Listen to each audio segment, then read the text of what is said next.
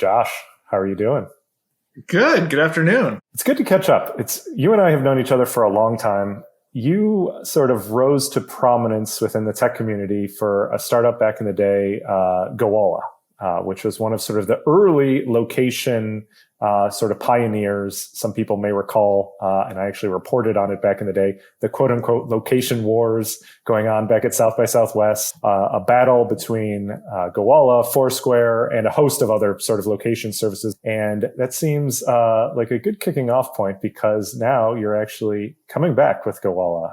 Maybe let's kick off there. Why is now a good time to bring back Gowalla? At the time, there was a lot of, I think there's a lot of hoopla, and you remember this obviously, would Foursquare, would Gowalla, would one of these companies kind of become another big social media company of the Twitter and the Facebook, like this kind of very optimistic, hey, let's share these real world experiences that we're having. And I think that was the sort of stuff that inspired both Dennis and myself at the time. How do we use technology to kind of facilitate these real world interactions as opposed to, us looking at our phone all the time? Since that era kind of sunset, I feel like there's been a hole. And I think in some ways, Instagram obviously, came along and filled that space, a little bit. In some ways, I feel like Snapchat has kind of become the, if there is a standard bearer that's kind of there, maybe, the one that is scratched at. You mean like with regard to sort of their Snap Map and things like that?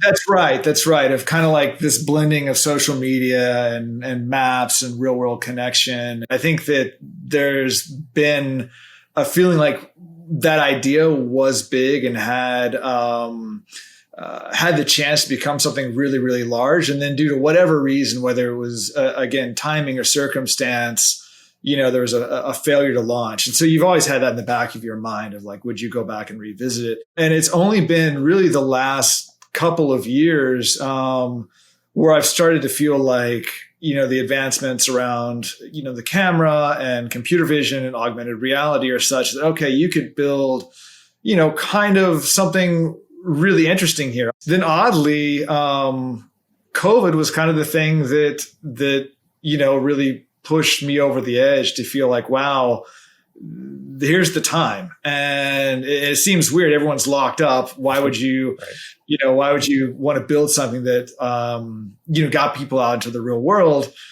But then you realize there's going to be all this basically pin up energy of people who've been stuck inside, stuck away from friends for such a long time that it just felt like, man, here's an opportunity to kind of, invite people, welcome people back into this world if we do it right. Obviously, I've sort of been looking at this world from a different lens, as noted before. Sort of when I was back in the reporter days, I covered Gowalla, Foursquare, all the rise of the location services, and I think you discounted a little bit just how much success you had right in the space. Gowalla was a very popular service for a set period of time there. Yeah, it was a known thing, and it was a successful product in its own right, and so. Right. It's got to be a dual-edged sword, right? So to go back and revisit sort of the same name, but on the flip side, as we're talking about, we now live in a world that's very different with technology and perhaps timing wise. Was it a hard decision for you to actually use the Gowalla moniker? Because we should note too, you had a company in the intervening time that GV was actually an investor in called Last Guide Company, right? Which is sort of exploring some of the same ideas, but you obviously didn't use the Gowalla name at that point, and you're using it here again. So you must feel, I would imagine, a few different feelings in terms of bringing that back. And it was a little bit of a, come to Jesus moment of like, do we want to do this? And if we believe, my co-founder Patrick and I, that there is an opportunity to build something big here, and do we want to fly it under the Gowalla, flag once again? And kind of our belief was that there was enough, goodwill, in the brand. We're both simultaneously looking to the future, and we're inspired by brands like, Tesla or SpaceX that provide like this, very optimistic view of the future. And at the same time, there is a comfort of these brands that we remember that, gave us good feels. And so there's kind of this competing anything to get us out of the present, of like, what's the future or what are the nostalgic things from the past that we have good feelings. And, we decided like, can we take, the good feelings of what was there in Gowalla and bake that in and roll with it. Obviously build something new, but, that stands for the same sort of values that the original did. The company and yourself have always been very design centric, right? And sort of that was something that helped Gowalla, I think, stand out back in the day. And how are you thinking about that now? Obviously, the world in that regard has evolved also, but is that still going to be sort of some of the impetus behind Gowalla still being sort of design first driven? To your point, everything now feels like everything's so well done, and that's just kind of the way things are. So it's not the differentiator that it once was of anything beyond just the design itself. I feel like, leaning into, how that is perceived both online and in the real world is going to be really, really important to us.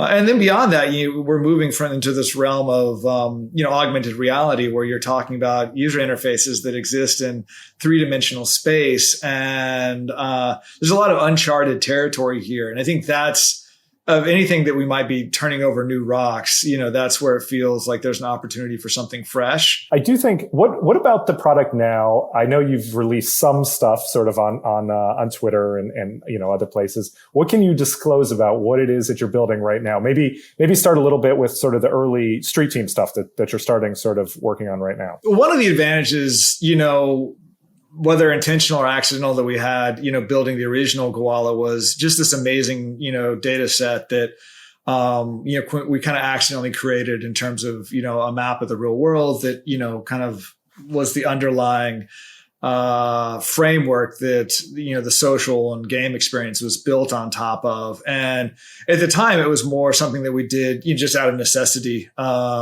We needed to have that information to make the thing work. And we somewhat accidentally, stumbled into building like a really great, local database of all the places. And going back and doing this again, there's still, and as much as we're building a different experience, there's similar underlying, bits and pieces that we want to understand of like, hey, where are the places that you go to relax? Where are the places that you go to hang out with friends? Where are the places that you go to party? And then like, what are those places known for? Does it have a rooftop bar? Does it have really great, tacos? Is it a grove? And when you get into, again, the augmented reality side, is there a really big, wall or a place that you could hide something and, in the virtual space, having had some success there before, Patrick and I felt like we would launch kind of with, the Street Team app, a companion app, if you will, for, hardcore users on the front side who want to help us kind of curate this information. And we were able to launch it about a week and a half ago now. And we were optimistic about it, but it's already blown away our expectations in terms of, I think close to 15,000 places have been added now with a bunch of metadata about them. Yeah, I got annoyed. You and I happened to be close in proximity wise, and you added a bunch of places that I wanted to add when I was up here. So I was mildly. Oh no! Well, I mean, obviously, I've been using it on the beta for. Yeah. There's a lot still here. You can. I know. I'll find the backup places that I like second. Right. Now that we've landed the Street Team app, there's a big question of like, okay, we need to build features A, B, and C.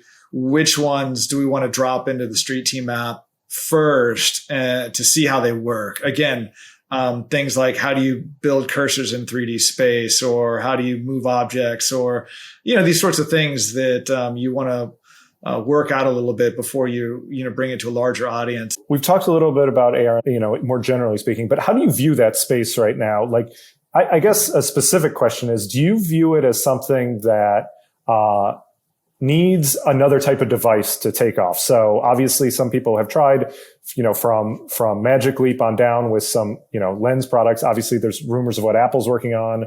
Microsoft has their own headset. Like, do you view it as something that needs its own standalone hardware to work, or can it be something that's on the phone? Patrick and I talk a lot about quote unquote cheap tricks, and there is a lot of I think, a lot of magic that, these phones that we have in our pockets still have left in them. If you look at, some of the things that have been inspiring about what Snap has done, with AR, is kind of like, okay, here you've gone to, Paris and you're at the Eiffel Tower and the whole thing comes alive. And there's, a lion coming off the top of the Louvre or whatever it is. These very like Hollywood type, productions that go into that experience. And there's a certain magic that comes with that of like, wow, look what I'm seeing through the lens of my phone that, that kind of gives me a little bit of a rush. But then if you're not there at the Eiffel Tower, well, then what?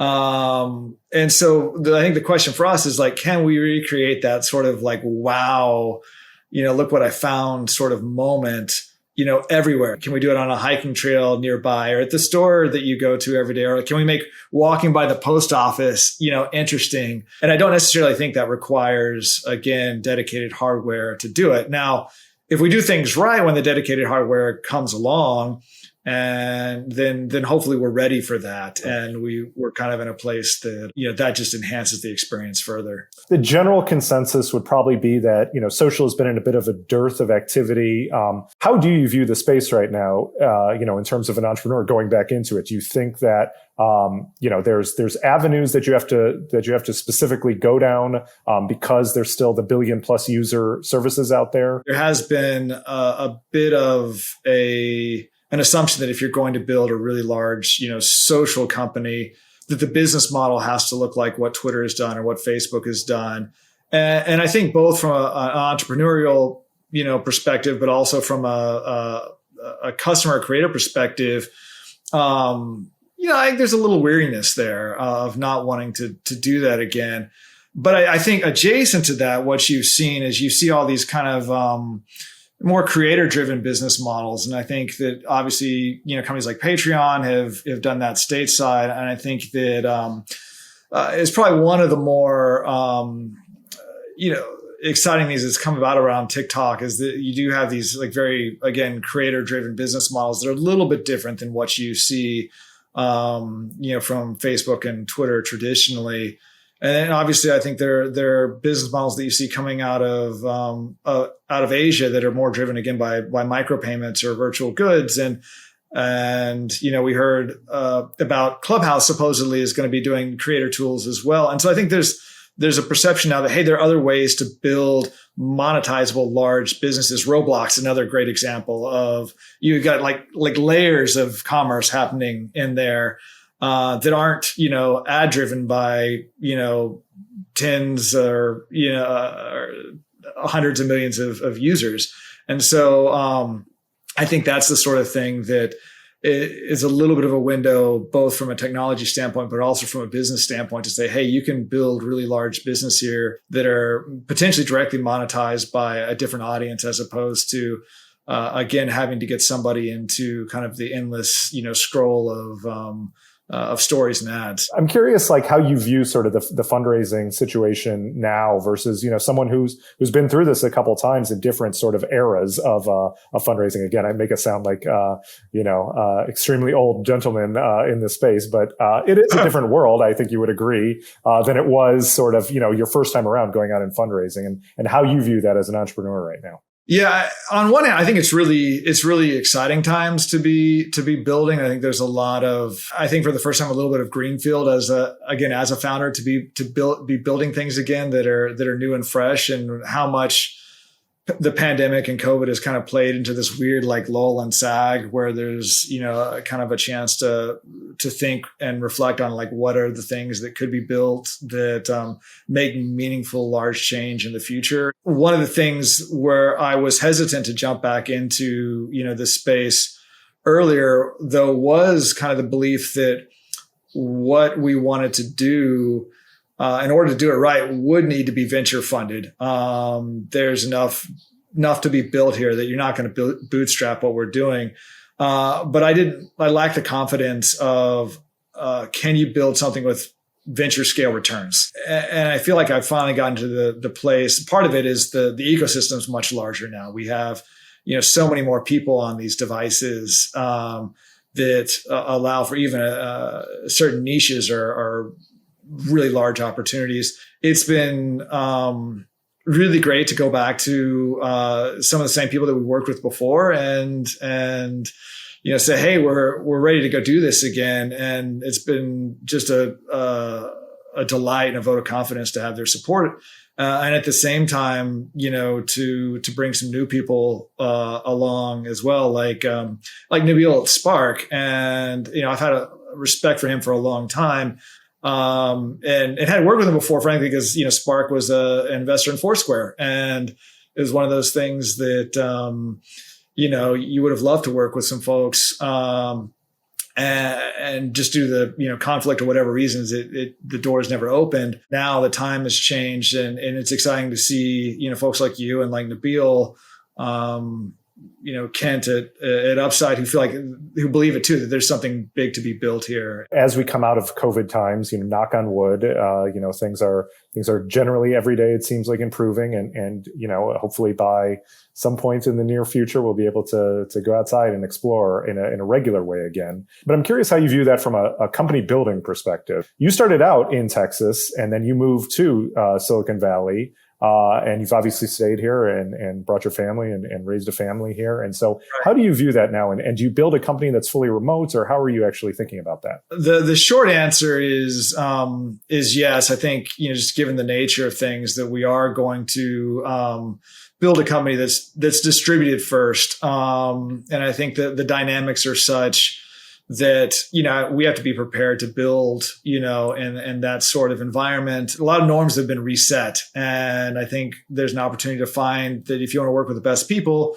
location is going to become increasingly irrelevant in some ways, or maybe increasingly relevant because people want to live in specific places. And you have to be prepared for that. Even when the original Gowalla was in Texas, we had remote employees, and Last Guy did as well. And there are challenges kind of mixing, having like a physical, home base and people working remotely, of how do you ensure that everyone, regardless of where they are, feels like, part of the team. I think it's really important that the first few people that you bring on board are going to set the tone for that, regardless of whether they're in the same space or scattered around. And you must have some thoughts then about sort of one of the fun topics of the day, which is sort of, on VC Twitter, certainly, of not only VCs, some entrepreneurs just moving around, right, for the reasons we're talking about. Right. But,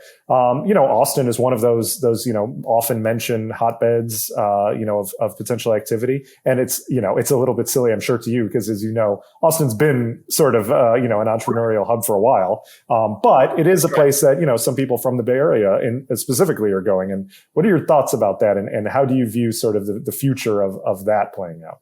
I think it's really exciting for places like Austin. Of course, Miami's getting a lot of buzz. You Salt Lake City, Denver, some of these others that you hear come up. I think it's exciting because you will see other, like, an increased willingness for investors to put money to work in those places, which I think ultimately will, boost their, startup ecosystems and the communities there. So I think it's a net positive for those places. I think for Gowalla specifically, we're building a product that is about experiencing these real world places. And I think it'd be like anti our mission if we, were too firmly rooted in any one single place. For me, I feel like, you're right. We brought our family out and have raised them here. And in a lot of ways, as much as I love Austin, we got our foot stuck in the door here unexpectedly. And now this is home, and we've invested in this community. And so I'm still, selfishly or otherwise, like, long Bay Area. And I think that, I don't think this, the attention in all these other places spells the end of San Francisco by any means. Hopefully it gives us some space to be reflective about things about this part of the world that can be improved and need to be, changed or fixed. But at the same time, there's an excitement and an energy here that I think will continue to exist. what can you share, or what are you comfortable sharing about timetable in terms of when people will actually be able to see Gowalla again out in the wild? Our goal is to launch kind of the private beta in June or July. We've set up a wait list on our website. And as part of the wait list, we allow people to kind of self-select what city or region they're in. We're using that as a little bit of a leading indicator of where we should be devoting both engineering and art resources. So if folks want to see it in their area, sooner than later, grab a posse of friends and hit the wait list and tell us where we should be. But again, hopefully June and July, we start to open things up a little bit. Awesome. Well, thank you, Josh. Congrats on bringing Gowalla back. And we're excited to be involved with GV. And it feels a bit like getting the old gang back together. So I'm super excited to see what you do. No, thanks. It's great to have you around. And it's awesome to be doing this with y'all. Cool.